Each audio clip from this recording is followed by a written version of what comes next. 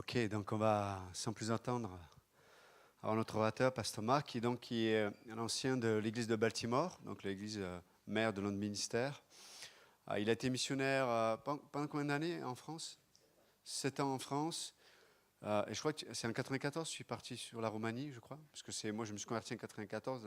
On s'est connus juste avant qu'il parte en Roumanie. Tu es resté combien d'années? 3 ans là-bas. Et puis après, tu es rentré aux États-Unis. Et voilà, vraiment impressionné par la vie de Pasteur Marc. On entend là quelqu'un qui vit à la croix, réellement. Et du coup, c'est pour ça qu'il y a cette vie qui découle de lui. Vous aurez l'occasion, pour ceux d'aller le saluer. Si lui ne vient pas vers vous, parce qu'il salue tout le monde, Pasteur Marc, il aime le peuple de Dieu. Et donc voilà, et il va prêcher en français en plus, donc bien qu'il soit américain. Et ça, c'est une grâce. Donc, si on peut accueillir Pasteur Marc Minicello. Okay.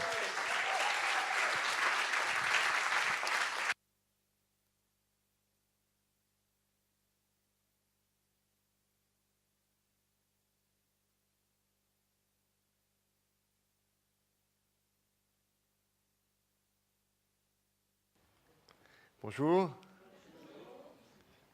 Merci d'être patient avec moi. Il y a beaucoup de choses à faire ici. J'ai l'impression que tout ça vient de la guerre des étoiles. Voilà. Ok.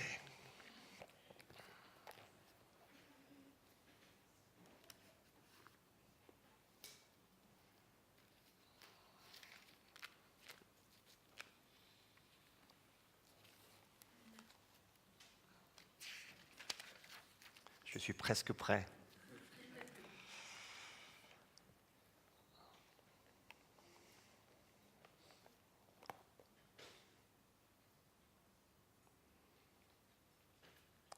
Pasteur Johan, je n'ai aucune idée à quelle heure ce culte termine. J'ai combien de temps de prêcher? Ok, très bien, très bien. Ok, très bien. Okay. Très bien. Alors, s'il vous plaît, cherchez dans vos Bibles, dans le livre des Actes, chapitre 1.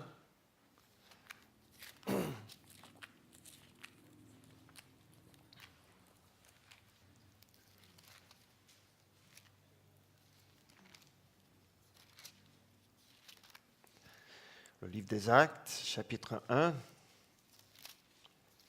le verset 6.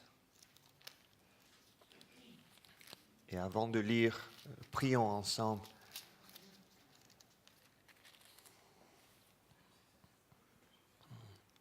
Seigneur, merci pour ce rassemblement, pour cette Église, pour ces gens.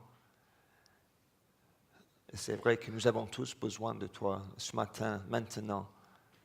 S'il te plaît, inspire-nous, parle à nos cœurs, nourris-nous. Nous voulons boire de l'eau fraîche ce matin. S'il te plaît, Seigneur, fais en sorte que les endroits secs de nos cœurs soient rafraîchis. Apprends-nous des choses que nous ne savons pas. Éclaire des domaines sombres. Et aide-nous à te connaître. Fais que l'espace de notre capacité puisse s'élargir ce matin. Ou sinon, plante une semence pour qu'un jour notre capacité s'élargisse, Seigneur. Tu fais toutes choses bonnes en ton temps. Apprends-nous la patience. Apprends-nous à te faire confiance. Merci, Seigneur. Tu nous aimes tant. Au nom de Jésus. Amen. Je suis vraiment, vraiment ravi d'être à Montpellier. Vraiment. C'est une belle ville. Quand j'habitais ici, je pense que c'était les 2 dernières années, tous les mardis après-midi, j'allais à la faculté Paul Valéry pour donner une étude biblique. Et j'aimais beaucoup ça. Donc Montpellier, c'est comme ma deuxième ville en France. J'avais passé des années à Nîmes, et je venais souvent à Montpellier. Donc merci de m'accueillir si chaleureusement. J'ai l'impression vraiment d'être à la maison. Donc je suis vraiment content d'être ici. Merci Pasteur Johan et tout le monde, merci beaucoup. Quelqu'un a parlé des décisions. Peut-être c'était Zara, la décision de venir ce week-end. Et quand tu as dit ça, je pensais à une toute petite décision. Mon pasteur, quand j'étais adolescent, nous a annoncé que nous allions faire un voyage en France. J'avais 17 ans. Et j'ai dit, mince, j'étudie l'espagnol depuis 5 ans. Ce serait chouette que j'apprenne le français. Donc, je me rappelle, c'était la dernière année au lycée. Et il y avait un problème de budget dans mon école, donc ils ont mélangé le cours de français et le cours d'espagnol. On était tous dans la même classe. Donc les étudiants d'espagnol faisaient des choses d'un côté, les étudiants de français faisaient des choses de l'autre côté. Donc j'ai demandé à mes collègues qui étudiaient le français de m'apprendre quelques verbes. Donc j'ai appris les verbes être, pouvoir, aller et peut-être parler. Je me rappelle, j'étudiais dans mon lit après l'école et je m'endormais souvent. Et quelques semaines après, notre pasteur a dit « On ne va plus en France, on va aller en Suède. » Donc, j'ai laissé tomber puisqu'on allait en Suède et on m'a dit que les Suédois parlent anglais, ce n'est pas la peine d'apprendre le suédois. Donc, pendant cette semaine-là, c'était l'été de 1994, il y avait beaucoup de jeunes gens auxquels on témoignait en espagnol. C'était des réfugiés en Suède, du Chili, de la Colombie, des divers pays. Mais le dernier jour, avant de partir, et je me rappelle très bien, je pense qu'on avait un but que 50 personnes acceptent Christ pendant ce voyage. On était peut-être 7 ou 8 jeunes des États-Unis. Et 32 ont accepté Christ. Et le dernier jour, il y avait un Français qui ne parlait pas un mot d'anglais. Et moi, je connaissais mes verbes, pouvoir, être, aller. Et je connaissais la phrase « je t'aime ». Alors il y avait ce monsieur français « je parle français ». Et moi « au revoir ». Et c'était fini. Donc quand je suis arrivé à l'école biblique, j'ai dit « je veux étudier le français ». Donc on avait des cours de français, c'était le mardi matin et le jeudi matin à 7h du matin. Aux États-Unis, où il fait très froid, au nord-est du pays. Je me souviens de ce cours très, très bien. J'étais vraiment perdu au début. Et à cause de ce cours, ça m'a donné le désir de venir en France l'été d'après. Et je suis retourné l'été d'après. J'ai fait un autre voyage au mois de mars après ça. Et l'été d'après, je suis venu en permanence. Donc c'est drôle, une petite décision, n'est-ce pas ? Un désir. On ne sait jamais ce que le Seigneur va faire avec un désir qu'il met dans notre cœur. Juste un encouragement. Acte 1:6.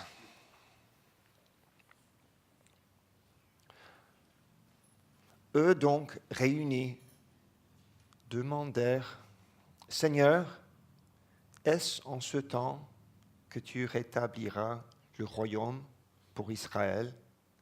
Il leur répondit « Ce n'est pas à vous de connaître les temps ou les moments que le Père a fixés de sa propre autorité, mais vous recevrez une puissance, celle du Saint-Esprit, survenant sur vous, et vous serez mes témoins à Jérusalem, dans toute la Judée, dans la Samarie et jusqu'aux extrémités de la terre. » Ici, les disciples posent une question très importante à propos du royaume de Dieu. Qu'est-ce qui pourrait être plus important que le royaume de Dieu ? Mais la réponse de Christ est, dans un sens surprenant. Il dit, les temps, les moments, les renseignements, savoir les faits, n'est pas la chose essentielle. Mais vous recevrez une puissance, celle du Saint-Esprit survenant sur vous. Notre puissance, en tant que croyants, vient du Saint-Esprit. Des fois, on a l'impression que c'est quelque chose de plus important, quelque chose que nous n'avons pas. où on est séduit de penser que certaines qualités, peut-être données par Dieu, des qualités naturelles, sont les choses essentielles pour pouvoir vivre une vie chrétienne victorieuse, pour avoir le pouvoir dont on veut. Mais le Seigneur nous dit, ne vous inquiétez pas des renseignements, de l'information, que ce soit parfait. Mais vous allez recevoir une puissance une fois que le Saint-Esprit va survenir sur vous. Des fois, surtout à notre époque, on est tellement accro à l'information que cela affecte notre vie spirituelle. Avec nos téléphones et nos appareils, on peut avoir accès aux informations combien de fois par jour? Tant qu'on veut, n'est-ce pas? Mais je pense que nous tous pouvons constater que si j'apprends qu'un bâtiment a brûlé à Marseille une fois dans la journée, ou si je lis la même histoire 35 fois dans la journée, ça ne change pas le fait. Le bâtiment a brûlé. Ça ne m'affecte pas. Quelqu'un l'a dit, c'était, je pense, Pasteur Johan tout à l'heure dans son introduction. Ce n'est pas assez profond, n'est-ce pas? C'est trop superficiel. Et Dieu nous a fait pour autre chose. Et Luc, s'il vous plaît, chapitre 17, Luc 17. Si vous êtes nouveau, Matthieu, Marc, Luc 17. Et le verset 20.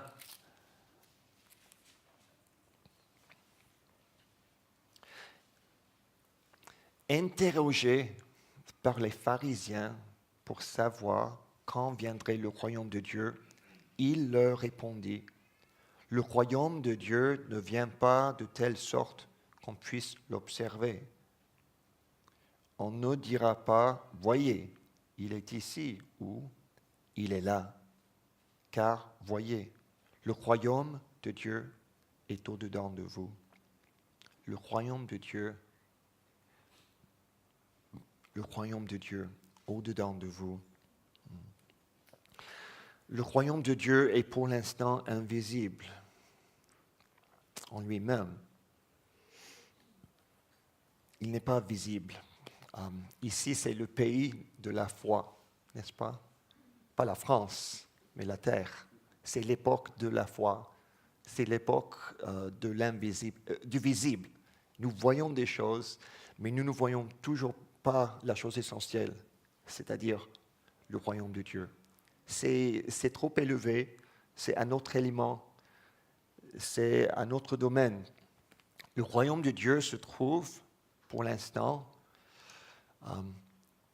pour nous, dans le domaine spirituel. Il n'est pas visible, mais il est pleinement accessible, le royaume de Dieu. Ce n'est pas une question de renseignement et de l'information. Cette poursuite termine toujours de la même manière. C'est vain. Ce n'est pas une mauvaise chose, mais ce n'est pas assez. C'est vain de savoir les pourquoi, les quand est-ce qu'il va faire ça, quand est-ce que j'arriverai. Les enfants posent souvent cette question pendant les voyages, n'est-ce pas? Quand est-ce que nous allons y arriver? Est-ce qu'on est là? Est-ce qu'on est là? Est-ce qu'on est presque là? Non, on a commencé il y a 5 minutes. On a toujours 3 heures de route. Ce genre de questions. Et en tant qu'adulte, on pose la même question. Et lui, et elle, et quand. Et Jésus est pleinement disponible pour nous maintenant. Mais on attend autre chose. Comme si on savait exactement ce qui allait se passer, la vie serait plus belle, plus parfaite, et comme Pasteur Johan a dit, plus heureuse. Mais ce n'est pas assez. En tant que croyants, si nous ne sommes pas remplis du Saint-Esprit, notre vie est plate, n'est-ce pas? Notre vie est fade, notre vie est vaine. Notre ministère n'est pas suffisant. Quand je parle de notre ministère, je parle de notre ministère les uns envers les autres. Nos mots communiquent, mais ils ne touchent pas.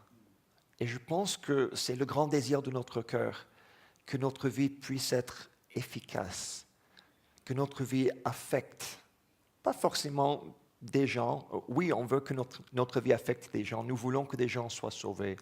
Mais nous avons été faits pour l'éternel. Nous voulons la vie éternelle. Je ne parle pas de notre destin au ciel. Ça, c'est à venir. Ça, c'est le but. Mais ici, par terre, dans notre journée, dans notre vie quotidienne, nous avons besoin de plus. Et c'est Jésus-Christ. Et c'est ce royaume. Et c'est notre grand privilège en tant que croyants. J'aime beaucoup ce passage dans Ésaïe 53. Je vais vous lire le verset 2. Il s'est élevé devant lui comme un rejeton, comme une racine qui sort d'une terre assoiffée. Un rejeton, une toute petite plante qui pousse en bas du tronc d'arbre, par exemple. C'est le genre de choses que l'on ne remarque pas facilement. Si c'est par terre, à côté du sentier, qu'est-ce qu'on peut faire à cette plante? On peut l'écraser. Nous ne voulons pas éteindre le Saint-Esprit, n'est-ce pas?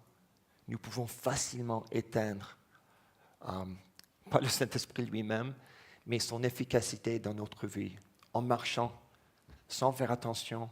La Bible nous dit de faire attention de notre marche, de marcher avec, est-ce qu'on dit en français là, en anglais on dit circumspectly, circonspection, de marcher attentivement, c'est très très important. Le Saint-Esprit peut très très facilement être éteint en ce qui concerne son influence dans notre vie. Il n'avait ni apparence ni éclat pour que nous le regardions, et son aspect n'avait rien pour nous attirer. C'est différent, n'est-ce pas?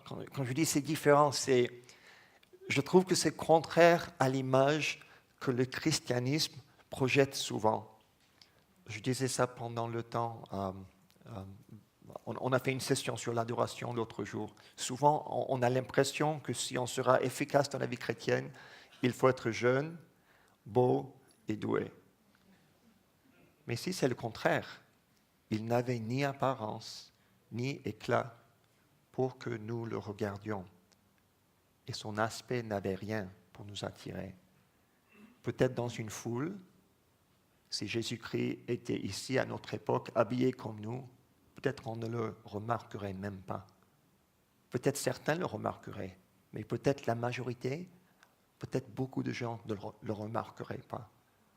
Parce qu'il n'avait ni éclat, ni apparence. Il n'y avait rien d'attirant. On pourrait dire qu'il n'avait pas de charisme. J'ai écrit cette définition du mot charisme. C'est la qualité d'une personne qui séduit, influence, voire fascine les autres par ses discours, ses attitudes, son tempérament, ses actions. Un charisme puissant, fascinant, trouble et neutralise le jugement d'autrui. C'est intéressant, n'est-ce pas? Ce n'était pas Jésus-Christ.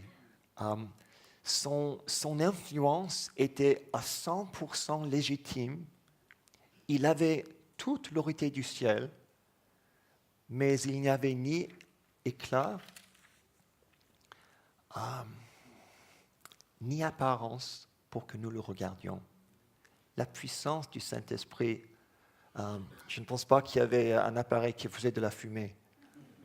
Il n'en avait besoin, parce que quand il parlait, dans ses mots, il y avait tout le pouvoir de Dieu. Il était Dieu. Mais il dépendait de son Père. Il passait des nuits à prier. Et dans son humanité, il se fatiguait. et il était affamé comme nous. Une chose que j'aime à propos de Jésus, c'est qu'il nous comprend. Il connaît très bien nos faiblesses. Il était en bas avec nous, il avait les mains sales, certainement. Il était conscient de notre tristesse, il le ressentait lui-même, et il voyait son besoin pour son Père. Et il était plein d'amour. Mais c'était un amour complètement légitime. Il n'y avait aucune manipulation, pas de charisme, mais c'était l'amour. Et ça faisait en sorte que ces mots changent les vies des gens. C'est absolument beau de penser à notre Sauveur, le Seigneur Jésus-Christ.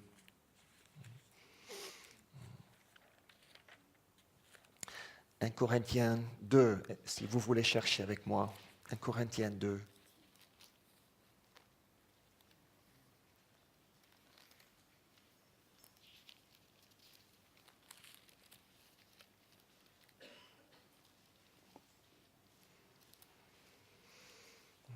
Le Seigneur connaît notre faiblesse. Zara parlait de la session sur la prière. Et je me rappelle, j'avais dit, ce n'est pas forcément une liste de requêtes. En même temps, ça m'a rappelé une fois en Norvège, il y a peut-être 6 ou 7 ans. On avait passé du temps en Finlande, dans ma famille. Et en allant de Finlande en Norvège, quelque chose s'est passé en moi. Je suis devenu très malade en arrivant en Norvège. J'avais des taches partout dans mon corps, un peu comme la varicelle, on dit. Mais ce n'était pas la varicelle, je l'avais déjà eu. Et mes jointures étaient enflées. Et je me rappelle juste de monter les escaliers avec mon fils endormi. Il était très petit à l'époque. C'était presque impossible. Il fallait que je fasse de la peinture de la maison là-bas. Et j'étais fatigué. Et je ne pouvais pas marcher. J'avais l'impression que mes jambes s'étaient transformées en monstres de Frankenstein. C'était comme ça. C'était dur. Et ce que j'aime faire en Norvège, j'aime beaucoup les balades, parce que c'est beau là-bas. C'est un peu comme la Suisse, avec beaucoup plus d'eau. Des montagnes, des cascades, c'est génial. J'aime la Norvège et j'aime prier là-bas, j'aime méditer les promesses. Mais cette semaine-là, je ne pouvais pas marcher. Donc, à cause de ça, j'ai dit, je pense que ma vie spirituelle va tomber d'une falaise. Oui, ce ne sera pas rigolo. Donc, comment est-ce que je vais m'approcher de Dieu? Souvent, je me réveillais tôt le matin avant que ma famille se réveille, vers 6 heures. Donc, j'ai commencé à faire une liste. Je n'aime pas prier avec les listes du tout. Mais j'ai fait une liste cette semaine-là. Et je priais pour ci, je priais pour ça. Et je priais pour un certain médecin qui travaille dans l'hôpital où je travaille aussi. Je ne suis pas médecin, mais je travaille dans un hôpital. Et je priais pour lui. Peut-être pendant une semaine, 15 jours. Je pense que j'ai continué peut-être une semaine à la maison et puis j'ai oublié ses prières. Et des mois plus tard, il est venu me confesser quelque chose de très très grave dans sa famille. Et puis, il est venu dans notre église pour un temps de conseil avec un des pasteurs et je pense que ça l'a beaucoup aidé. Mais je dis tout ça pour dire que connaître Dieu n'est jamais une formule, n'est-ce pas? Même si on croit qu'on a compris quelque chose de nouveau, maintenant c'est ma nouvelle façon de faire, je vais le faire. Des fois, Dieu dit, bon, je ne vais même pas te donner la capacité de le faire comme ça, parce que je veux que tu dépendes de moi. Vous voyez ce que je veux dire?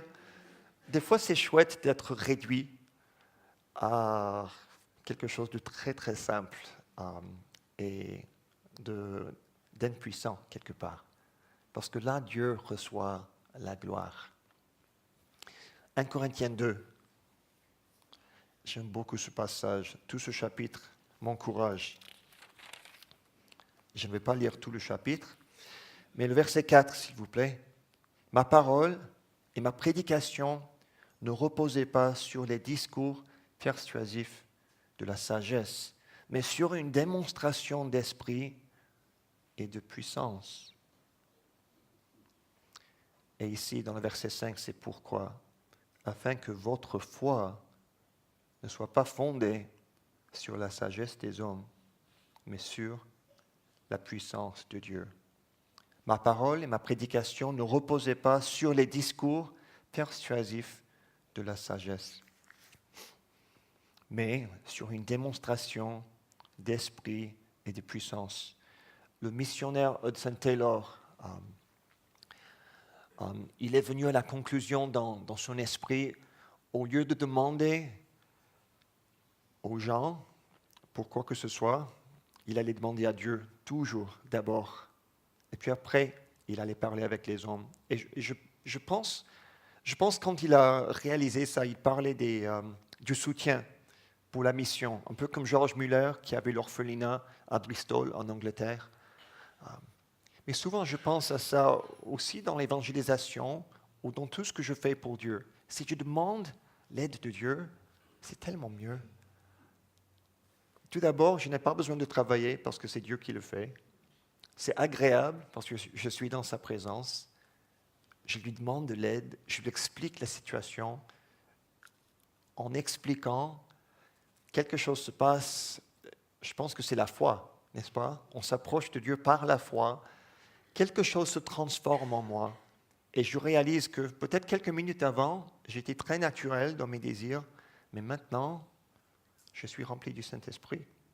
Sans charisme, sans l'appareil de fumée, il n'y a pas de ventilateur, il n'y a pas de vent. Je n'ai pas assez de cheveux pour que ce soit dramatique. Mais c'est ça, être rempli du Saint-Esprit, c'est quelque chose de... C'est la chose la plus profonde de l'univers. C'est la chose la plus simple et c'est caché. C'est caché. Personne ne sait qui est vraiment rempli du Saint-Esprit. Nous le savons parce que notre esprit est témoin de ce que Dieu fait.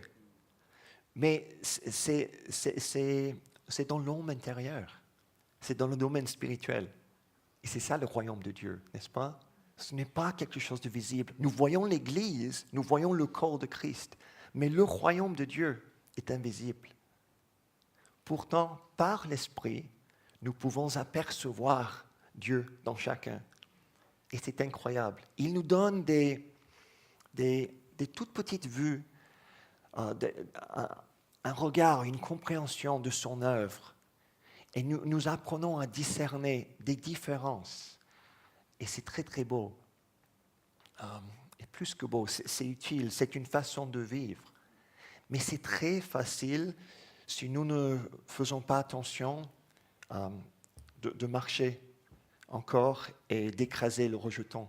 C'est très facile. Parce que le Saint-Esprit est puissant et à la fois très, très fragile. Je ne dis pas que Dieu est fragile, mais je veux dire que être rempli du Saint-Esprit, cette relation est fragile. Peut-être c'est ça. C'est quelque chose à entretenir, comme un jardin très, très précieux. Il y a toutes sortes de mauvaises herbes qui envahissent. Notre relation avec Dieu, c'est notre tout en tant que croyant. S'il n'y a pas ça, il n'y a pas grand-chose, à part une façade, n'est-ce pas? Donc, c'est juste un encouragement pour chacun. Dieu nous connaît, et il nous dit dans Ephésiens chapitre 3 que nous avons accès, nous avons un accès plein à Dieu par Jésus-Christ. C'est notre privilège. Un peu plus ici, dans le chapitre 2, le verset 5 encore, « Afin que votre foi ne soit pas fondée sur la sagesse des hommes, mais sur la puissance de Dieu. » Et un peu plus tard, le verset 12, « Or nous n'avons pas reçu l'esprit du monde, mais l'esprit qui vient de Dieu, afin de savoir ce que Dieu nous a donné par grâce. Et nous en parlons non avec des discours qu'enseigne la sagesse humaine, mais avec ceux qu'enseigne l'Esprit, en expliquant les réalités spirituelles à des hommes spirituels. La communion est quelque chose d'extraordinaire, n'est-ce pas? La communion fraternelle, parler les uns aux autres, pas forcément de la pluie et du beau temps, mais parlons dans l'esprit. Ce n'est pas toujours bonjour, chers frères, nous allons discuter la sainte doctrine de la. C'est pas ça, n'est-ce pas? Mais je peux même parler de quelque chose de banal et la conversation peut être complètement spirituelle si mon attitude veut glorifier Dieu. Si je pense à la croissance et au bien de l'individu auquel je parle, Dieu peut être dans la conversation. Est-ce que vous comprenez ce que j'essaie de dire? Est-ce que deux personnes peuvent dire la même chose pour Dieu et un discours contient le souffle du Saint-Esprit et l'autre pas du tout? Et ils disent exactement les mêmes mots. Est-ce que c'est possible? Peut-être. Le problème, c'est que nous ne savons pas exactement. Nous ne voyons pas les choses comme Dieu les voit, parce que nous sommes des êtres, j'allais dire des extraterrestres. Nous ne sommes pas des êtres, nous sommes des êtres terrestres. Nous avons une faiblesse, nous sommes des êtres mortels. Nous ne voyons pas toutes choses. Mais par l'Esprit de Dieu, il nous apprend à discerner des différences et à distinguer les choses et à être attristé quand nous disons des choses qui l'attristent. J'aime quand l'Éternel me reprend par les mots des autres et les autres ne savent même pas qu'ils sont en train de me reprendre. Est-ce que ça vous est arrivé? Vous êtes dans la chair et votre frère ou bien votre sœur est en train de raconter le témoignage de leur vie, quelque chose les a vraiment touchés. Et pendant qu'ils parlent, j'ai faim, je n'ai pas le temps, je dois aller aux toilettes et ils m'énervent un peu parce qu'ils sont un peu trop heureux. Est-ce que ça vous est déjà arrivé? Ça peut arriver, c'est la vie, n'est-ce pas? Mais des fois, quand je n'apprécie pas trop l'expérience de quelqu'un d'autre, le Saint-Esprit commence à dire réveille-toi, réveille-toi. C'est ça la vie, c'est ça la vie, apprécie ça. Et souvent, quand ça m'arrive, je me repens. Je dis, Seigneur, aide-moi à apprécier le corps de Christ. Et peut-être la fois d'après, quelqu'un est en train de me parler et je l'apprécie. Mais je ne l'appréciais pas avant. Dieu nous apprend à croître. Souvent, nous sommes repris par les autres. Et la Bible nous dit d'apprendre à nous soumettre les uns les autres en toute humilité. Même si le gars dans la rue prononçait une écriture, je devrais écouter parce que peut-être la voix de Dieu qui parle. Peut-être je ne connais même pas cette personne et je ne connais pas son influence, mais les Écritures parlent. Cherchons à écouter la voix de Dieu, à l'apprécier, à la connaître, à ne pas écraser le rejeton. Jésus-Christ n'est pas toujours reconnaissable, ça se dit, reconnaissable, mais par l'Esprit, nous commençons à entendre sa voix, pas seulement dans un culte, mais dans d'autres endroits aussi. Apprenons à aimer le ministère du Saint-Esprit. Prions.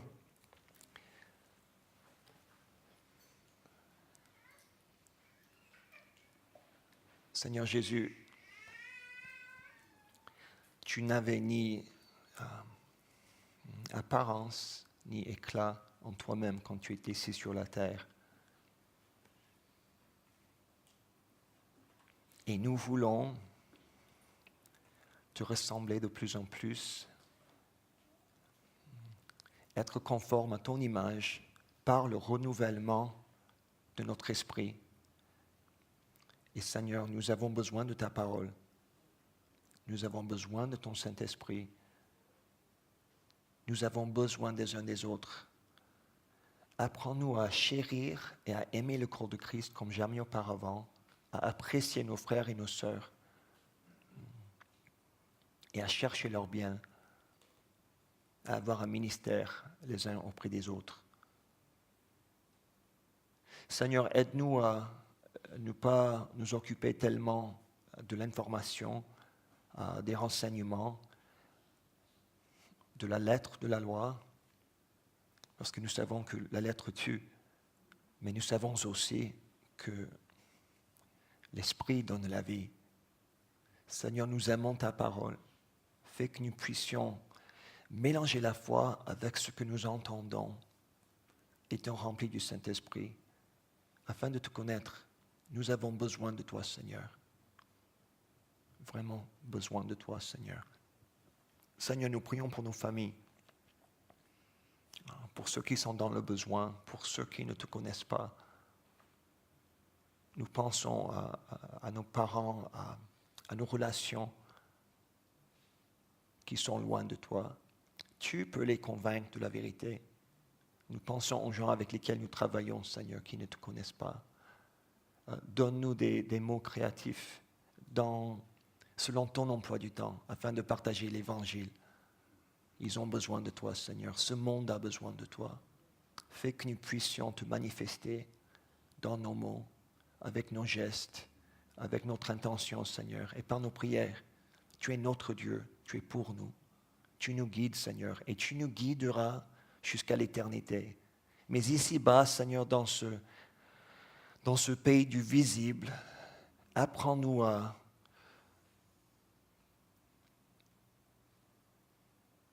nous battre dans ce bon combat avec les armes spirituelles, à ne pas être ignorants de la bataille spirituelle, Seigneur. Tu es notre Dieu. Tu nous guides par ton conseil et tu nous amèneras à la gloire un jour. Merci, Seigneur. Bénis cette Église, cette précieuse Église, Seigneur. Chaque personne ici qui te cherche. Merci pour Pasteur Johan, Seigneur. Angela, pour cette belle équipe, Seigneur. Merci, tu es notre Dieu. Au nom de Jésus. Amen. Merci.